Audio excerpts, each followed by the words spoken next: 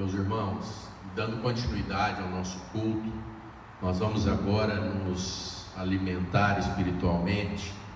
Nós vamos ouvir aqui a leitura da Bíblia, nós vamos conversar um pouco e meditar na palavra de Deus.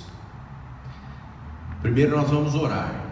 Feche os olhos aí na sua casa, onde você está, na sala, ou você está aí no sofá da sua casa. Feche seus olhos com a sua família, vamos orar.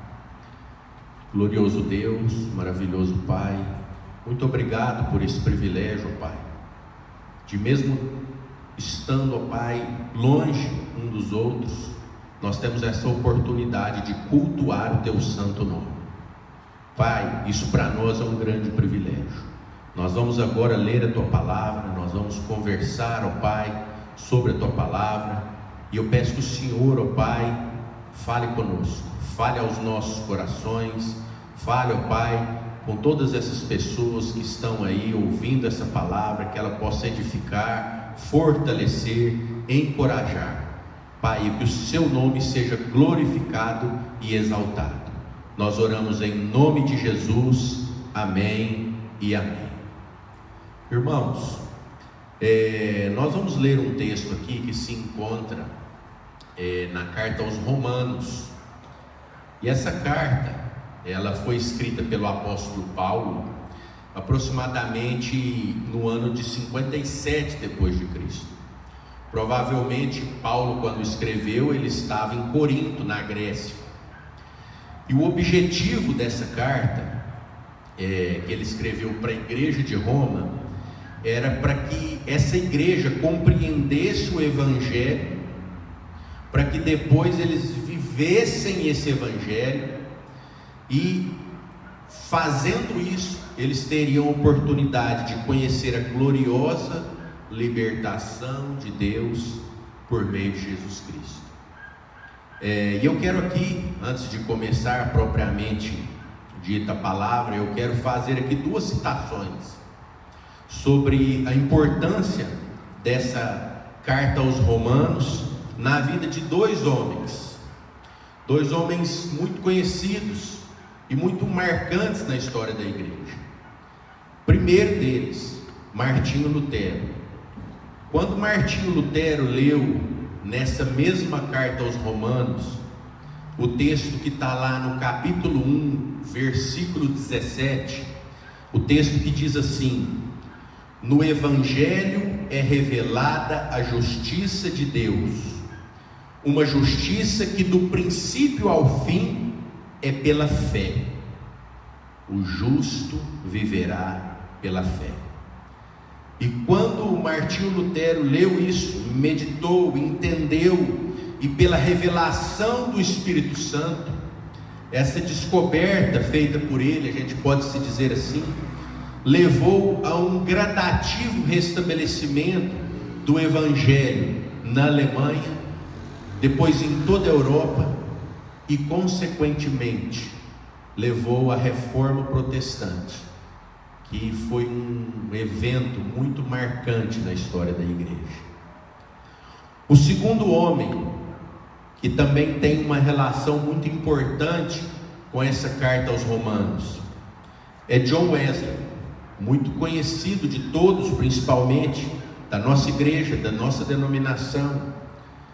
John Wesley conta no seu diário que no momento exato do seu verdadeiro encontro com Cristo, naquela experiência do coração aquecido, em uma reunião lá na rua Aldersgate, estava sendo lido também um trecho dessa carta aos Romanos, ou um comentário dessa carta aos Romanos, que dizia assim, que a mudança que Deus opera no coração é somente mediante a fé em Cristo.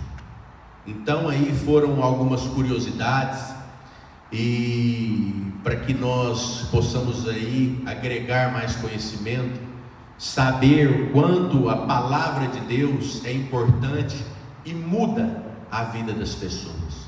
Dois homens importantes em seus relatos, em suas histórias, eles tem como de fundamental importância a carta aos Romanos.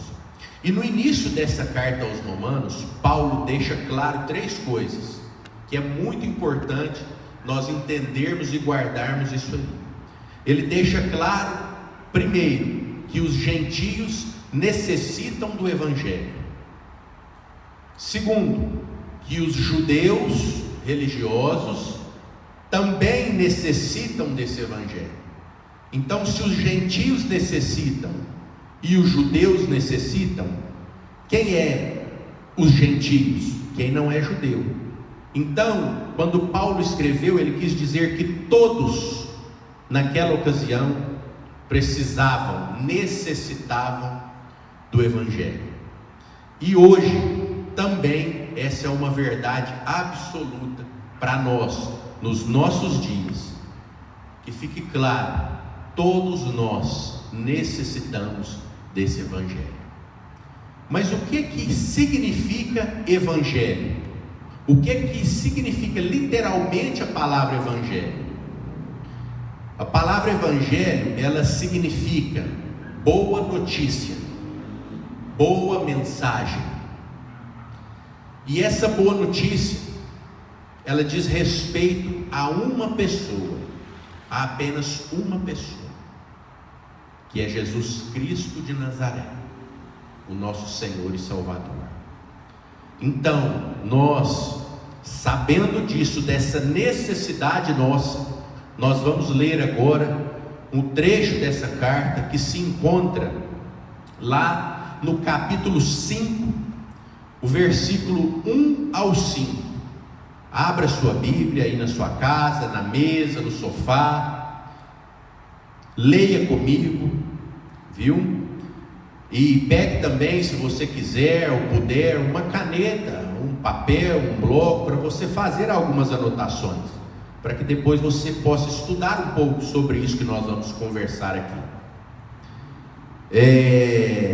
Se eu tivesse que dar um título para essa mensagem, seria esse: os benefícios da justificação.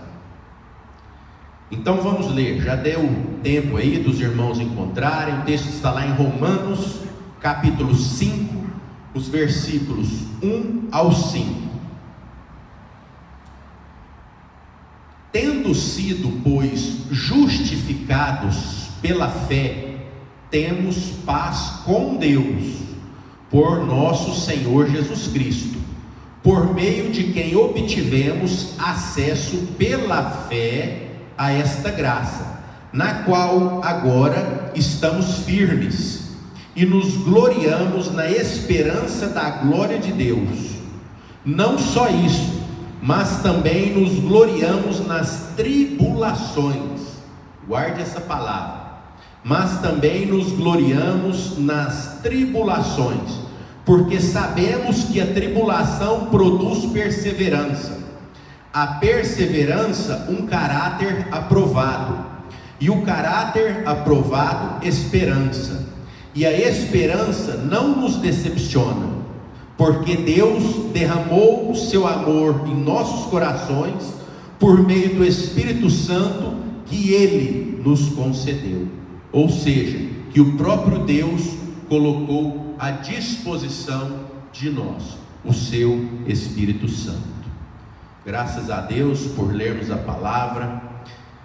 Meus irmãos, a primeira coisa que nós precisamos aqui entender para começar é o que é justificação. Justificação é um ato e não um processo. É um ato que nos torna justos perante Deus. Nós vamos ler aqui os versículos logo embaixo, o 8, o 9 e o 10. Pegue sua Bíblia, deixe ela aberta aí, não feche sua Bíblia. Nós vamos ler agora no capítulo 5, o 8, 9 e o 10, que vai nos ajudar a entender melhor o que é essa justificação. Como que nós nos tornamos justos perante Deus.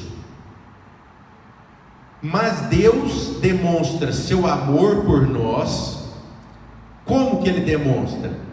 Cristo morreu em nosso favor quando ainda éramos pecadores.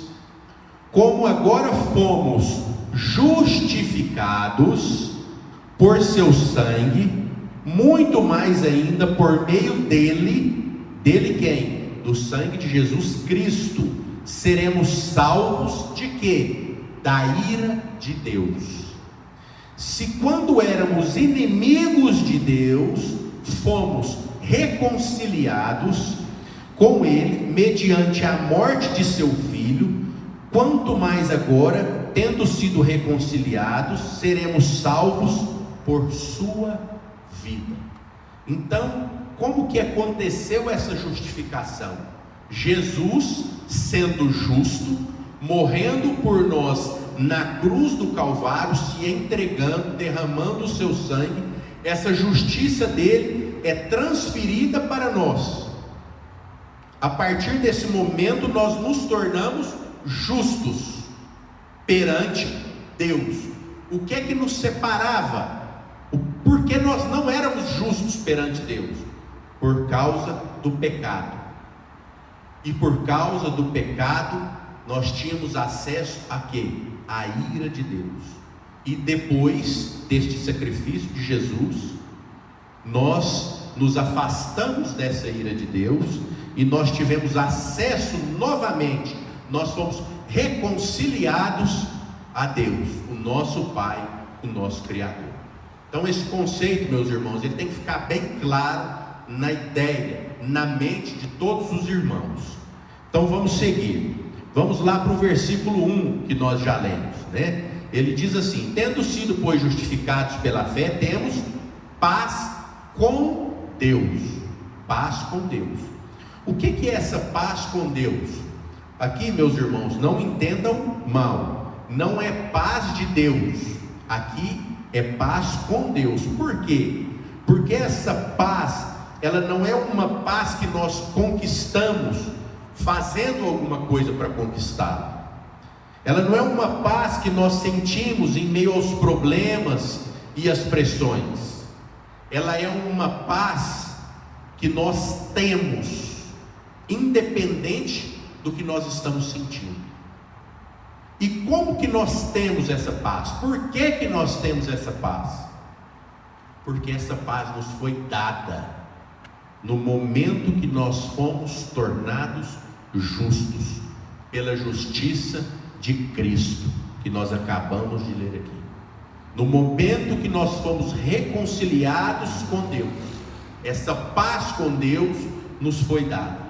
E aquela ira de Deus que era contra nós, por causa dos nossos pecados, aquela sentença contra nós, foi anulada. Foi anulada por Cristo Jesus, pelo seu ato misericordioso e amoroso na cruz do Calvário. Este ato anulou essa sentença que nós tínhamos contra nós. Meus irmãos, só isso aqui, se eu parasse por aqui, já era para você aí na sua casa, está dando glória e aleluia, porque isso aqui foi o maior ato de amor que já existiu, que nós temos conhecimento. Um Deus que se fez homem, se entregou em nosso favor. Mas vamos seguir, vamos continuar. E para que fique bem claro, meus irmãos, tudo que nós fizéssemos para ter essa paz novamente, tudo que nós pela nossa força tentássemos fazer, não seria possível.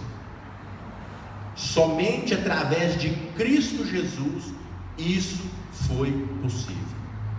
E Ele fez isso. Mais uma vez eu falo, pelo grande amor que Ele tem por nós, e fez isso para a glória do Pai, para a glória do Criador. Que esse versículo primeiro que nós lemos, ele diz muito disso. Nós vamos agora para o versículo 2. Por meio de quem obtivemos acesso pela fé a esta graça, na qual agora estamos firmes, e nos gloriamos na esperança da glória de Deus. Qual graça que é essa que está dizendo aqui no versículo 2? a graça da justificação. Então nós temos acesso a essa graça como? Mediante a fé, por meio da fé. Paulo aqui, ele quer dizer o seguinte, que pela fé nós nos apresentamos ou nos aproximamos da justificação que já foi nos dada por Cristo. Dessa maneira, nós nos aproximamos dessa justificação pela fé. E continua. E firmados nisso, nós temos a certeza, e é uma certeza, meus irmãos, carregada de esperança, que breve, muito em breve, num tempo que já está por vir, nós nos alegraremos e nós regozijaremos, pois nós veremos a glória de Deus. Nós teremos esse grande privilégio de ver a glória de Deus. Então, um crente, meus amados, justificado, uma pessoa justificada, ela olha para a eternidade, ela olha para a glória do Deus eterno. E é isso que nós temos que ter na nossa cabeça. Nós temos que, apesar de todas as dificuldades que nós temos, que nós passamos nesse momento, nós não podemos tirar os olhos do Deus eterno. Nós não podemos tirar os olhos da glória de Deus. Isso fica bem claro para todos nós. Aí você pode me falar assim: tudo bem, Eduardo, um crente justificado, ele olha para a eternidade. Mas como essa justificação que você falou, que você explicou, como que ela pode me ajudar agora, nesse momento presente de tanta tribulação? Você deve estar vendo aí, Eduardo, não é possível que você não está vendo nos noticiários, na internet, na televisão, dessa terrível pandemia, dessa tristeza que nós estamos passando, nossa cidade, nosso estado, nosso país, o mundo inteiro. Então, como que essa justificação pode me ajudar nesse momento de tribulação? E agora nós vamos ler aqui novamente os versos 3, 4 e 5. Acompanhe comigo aí. Não só isso, mas também nos gloriamos nas tribulações, porque sabemos que a tribulação produz perseverança, a perseverança um caráter aprovado, e o caráter aprovado esperança, e a esperança não nos decepciona, porque Deus derramou o seu amor em nossos corações por meio do Espírito Santo que Ele nos concedeu. Então nós vamos agora entender aqui como que essa justificação contribui com as nossas vidas nesse momento que nós estamos passando. Primeiro eu quero deixar claro que essa tribulação que diz aqui no texto, ela tem origem na palavra tribulum, que significa um rolo pesado e cheio de pontas, como se fosse cheio de pregos, usado para descascar cereais. Então, usando esse rolo, colocando os cereais ali, a palha vai para um lado e o grão vai para o outro lado. Então essa palavra realmente é tribulação de dor, daquilo que nós estamos passando, de angústia, de aperto, de preocupação. Essa é a tribulação que diz aqui nesse texto que nós lemos. Então, meus amados, será que não é essa tribulação que eu, que você, que muitos de nós estamos passando nesse momento? Será que nós não estamos passando às vezes por esse rolo de Deus sobre nossas vidas? E nesse momento tão difícil de tribulação que nós estamos passando, onde nós estamos vendo essa pandemia, morte atrás de morte, cada dia que nós vemos as notícias aqui são de mortes crescentes, de leitos hospitalares lotados. Nós estamos vendo as notícias da economia também, que não é nada assim agradável, empresas fechando as portas, empresas demitindo funcionários, pessoas desempregadas. Nós estamos vendo que a nossa liberdade de ir e vir, de poder estar aqui na igreja, de poder estar em algum lugar, está sendo privada. Então essa tribulação, esse momento difícil que às vezes nós nunca pensaríamos que nós passaríamos, e nós estamos passando agora. É sobre essa tribulação que eu quero falar aqui. Meus amados, aí você pode me perguntar aí da sua casa, você pode estar pensando aí da sua casa: ué, Eduardo, mas Paulo então está dizendo no texto que é para eu me alegrar com essa tribulação, com esse momento que nós estamos passando? É isso que você está me dizendo? Não, meu irmão, não é isso que Paulo disse aqui. Mas ele disse, sabe o que? E aqui está a grande lição, o grande aprendizado prático para nós aqui nessa palavra. Paulo está dizendo aqui que nós temos que nos alegrar, sabe com o quê? Com o que a tribulação produz nas nossas vidas. Nós temos que nos alegrar com o que a tribulação está produzindo aí na sua vida, está produzindo na minha vida. Sabe por quê? Porque a tribulação, ela funciona aqui como uma reação em cadeia. Esse rolo pesado que está passando sobre nossas vidas, ele funciona aqui como um gatilho. Ele inicia uma cadeia que é onde nós precisamos nos alegrar. Preste bem atenção. Primeiro, o que é que nos diz o texto? A tribulação leva à perseverança. A palavra perseverança aqui, meus amados, ela quer dizer determinação. A tribulação, meus queridos, que tem que nos dar foco, tem que nos dar determinação. Ela tem que produzir em nós esse foco, nos afastar das distrações. Essa tribulação, ela tem que nos fazer lembrar no nosso coração o que é duradouro de verdade. Nós temos que saber que essa tribulação é passageira, mas aquilo que nós cremos é que é duradouro de verdade. Então, em primeiro lugar, nós temos que nos alegrar. Por quê? Porque a tribulação nos leva à perseverança. A tribulação gera em nós determinação. Em segundo, e essa perseverança que é gerada pela tribulação, ela leva à aprovação.